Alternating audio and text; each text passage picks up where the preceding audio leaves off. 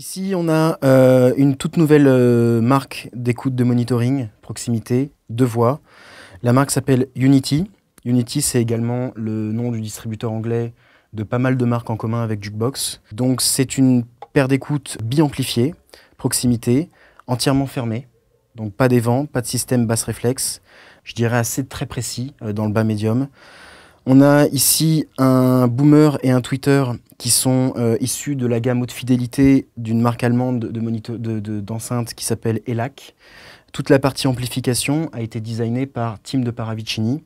Tim de Paravicini qui est, on pourrait dire, un espèce de gourou de l'électronique qui aussi design ses machines sous le nom EAR, E-A-R. Donc c'est des enceintes typiquement qui vont être très très musicales, à l'inverse de certaines grandes marques, je dirais françaises, pas forcément très aérées et très enhancées dans le haut du spectre, mais je dirais vraiment la philosophie c'est le détail, l'image stéréo, la cohésion sonore. Le boomer, avec la conception complètement close de l'enceinte, permet d'avoir des basses qui sont très précises, absolument pas baveuses. Néanmoins, ce sont des enceintes, je dirais, qui descendent au moins jusqu'à 50 Hz. Et le tweeter, c'est un tweeter donc à ruban, avec deux larges rubans, qui permettent d'avoir une mise en phase beaucoup plus cohérente qu'avec un simple ruban et qui monte beaucoup plus haut en termes de fréquence. L'amplification est très très importante dans ces enceintes. Je le répète, Tim de Paravicini, qui est un génie de l'électronique, a conçu de A à Z l'alimentation et l'amplification de ces enceintes.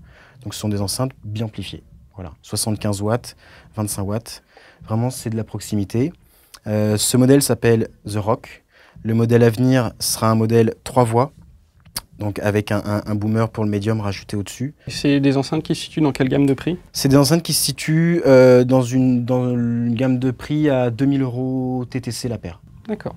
Et il y a un caisson qui est prévu pour ces petits-là? Pas de caisson. Pas du tout. Pas de caisson Pas la prévu. philosophie.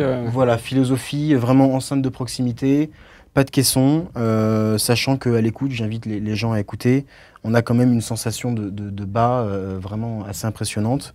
Encore une fois, je le répète, ce sont des enceintes closes, donc proximité. La pièce est moins, joue moins dans la cohésion sonore. Voilà, donc très intéressant à écouter. Ok, nouvel appareil de Mazelec, un appareil qui a quelques mois déjà, avec lequel on a équipé pas mal de studios français, studios de mastering, studios de mixage. Il s'agit d'un compresseur multibande, donc qui est le grand frère du compresseur stéréo Mazelec MLA2. Celui-ci s'appelle le MLA3, donc 3 bandes, avec gestion du crossover, gestion d'entrée, les 3 bandes de compression entièrement full range, donc avec gestion des attaques, des releases, threshold, etc. Voilà, là on peut voir qu'il est en marche, donc témoin de bande grave, médium, aigu. Compresseur philosophie Mazelec, donc très transparent, très dynamique, à transistor évidemment, très utilisé dans beaucoup de studios de mastering, anglais, américains, maintenant français. Il y a 3 gros studios de mastering français qui se sont équipés de cette machine. C'est une machine qui vaut à peu près dans les 4000 €. On est sur quelque chose de très transparent, très dynamique. Vraiment, c'est l'outil, je dirais, assez indispensable pour tous les studios de mastering qui cherchent évidemment ce genre d'outil, donc compresseur multibande. Voilà, encore une fois, à écouter vivement.